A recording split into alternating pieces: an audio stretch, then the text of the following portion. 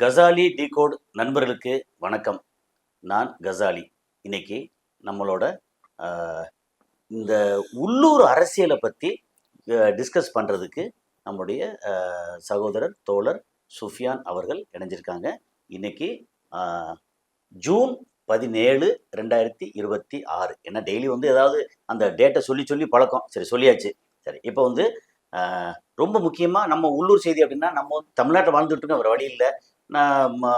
நம்ம உச்சகட்டத்தை நான் உச்சத்தை விட்டுட்டு வந்தேன் அப்படின்னு சொல்லி முதலமைச்சராகி 1 மாதம் ஆச்சு. அவர் விஜய் அவர் என்ன பண்ணிட்டு இருக்கிறாரு?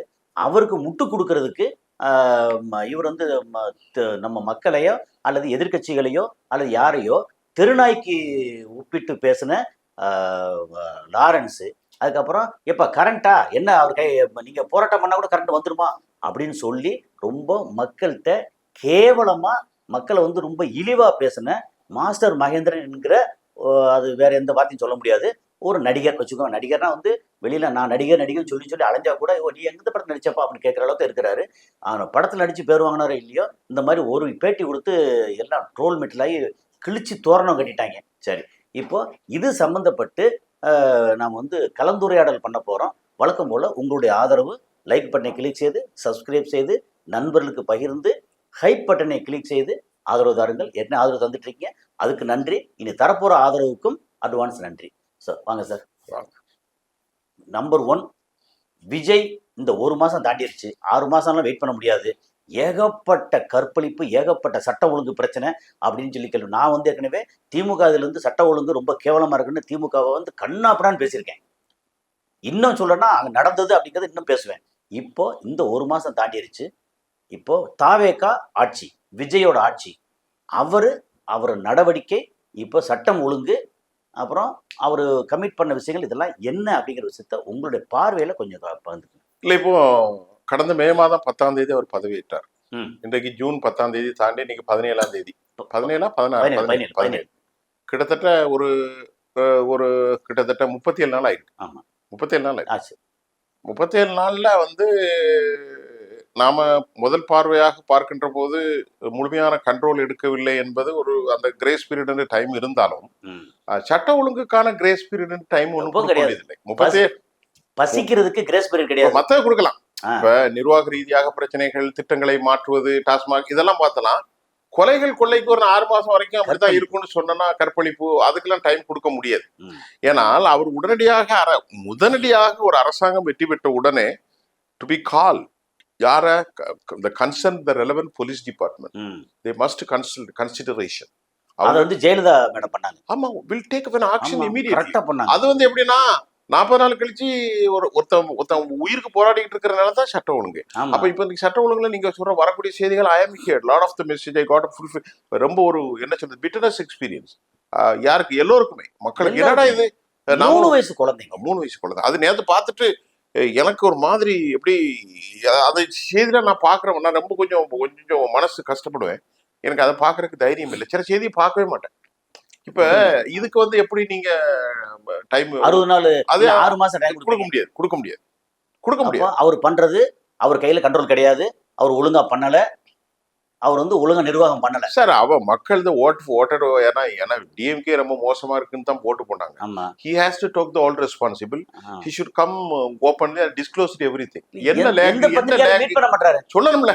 இல்ல, அதாவது அவருக்கு தெரியணும், அல்லது பத்திரிகையாளர் மீட் பண்ணும்போது அவங்க கேட்கிற கேள்வி மூலம் சொல்லணும்ல சார். அவர் டிஸ்க்ளோஸ் பண்ணணும். இல்ல, அவர் கூட இருக்கிற ஆட்களாவது இந்த மாதிரி இருக்கு, இல்லன்னா பரவாயில்ல, மோடி மாதிரி 1 மணி நேரம் பேசி வெளியிடு.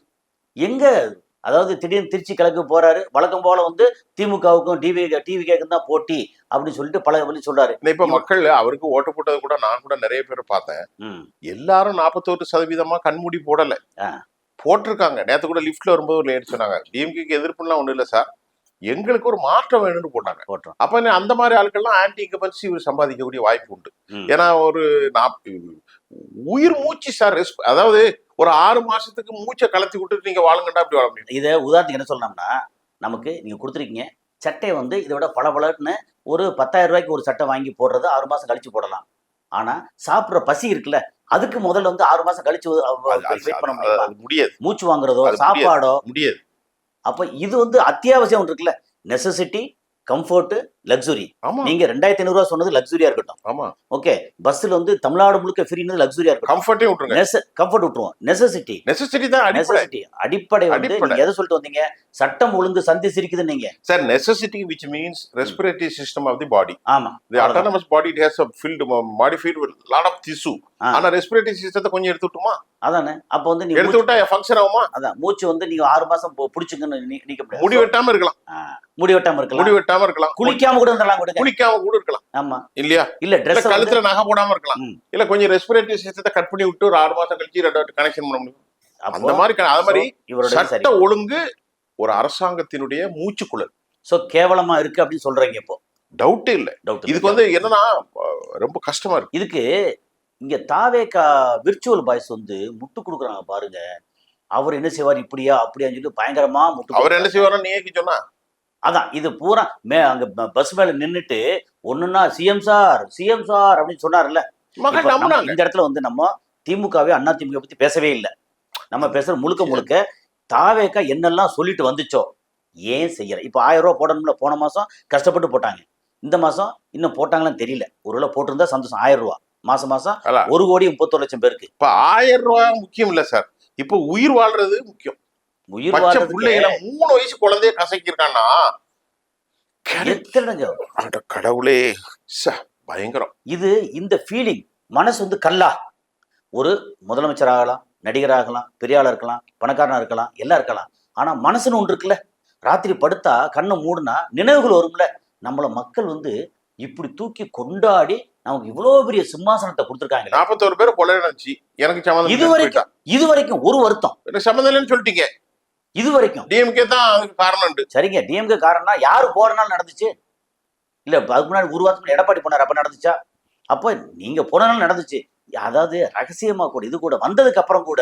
சரி, இப்போ இந்த செய்தியில நீங்க ஒரு விஷயம் சொன்னீங்கல்ல, என்னமோ பேர் 2 பேரு லாரன்ஸ், இப்ப மகேஷா இல்ல, இன்னொன்னு வந்து மாஸ்டர் மகேந்திரன்.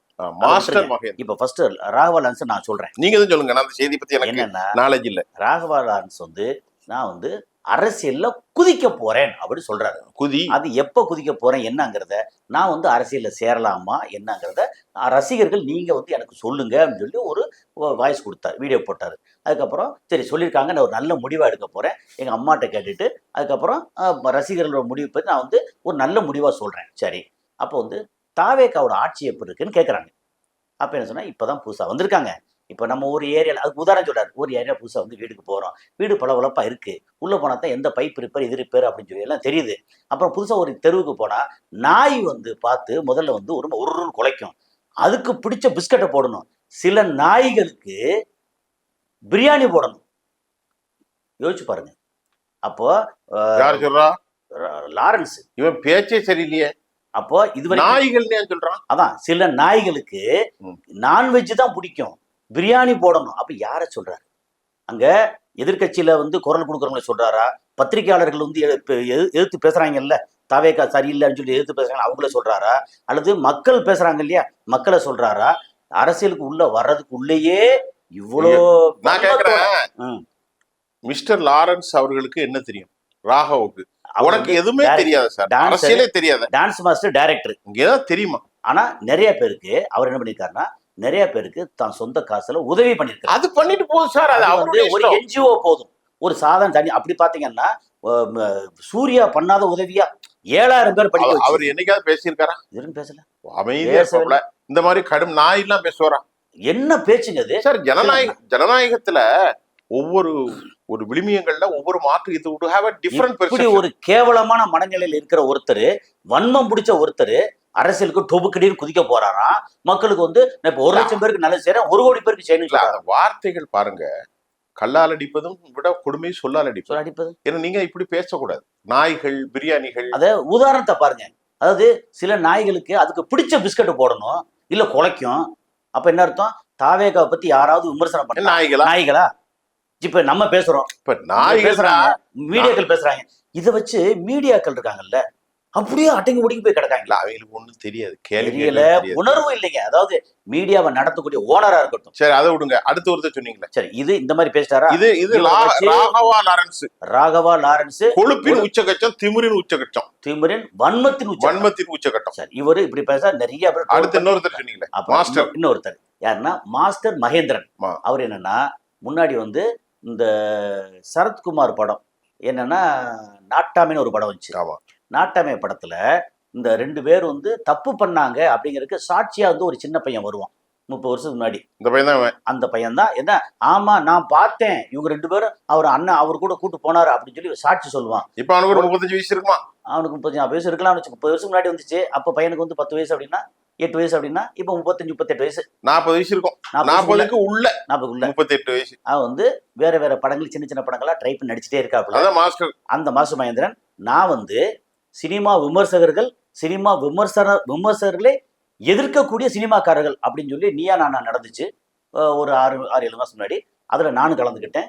என் சைட்ல வந்து என்னோட ரோல சினிமா விமர்சகர்களை, அதாவது நம்ம யூடியூப்ல விமர்சனம் பண்றாங்க இல்லையா, அதுல விமர்சகர்களை எதிர்க்கக்கூடிய நாங்க அப்படின்னு என்னோட ரோல தான் மாஸ்டர் மகேந்திரன் வந்திருந்தாரு. அன்னைக்கு நானும் அட்டன் பண்ணியிருந்தேன், மாஸ்டர் மகேந்திரன் பண்ணியிருந்தாரு. அவரு கோபி, நீனான கோபி, அவர் தான் வந்து நெறியாளராக எல்லாம் நல்லா அழகாக ஹேண்டில் பண்ணாரு.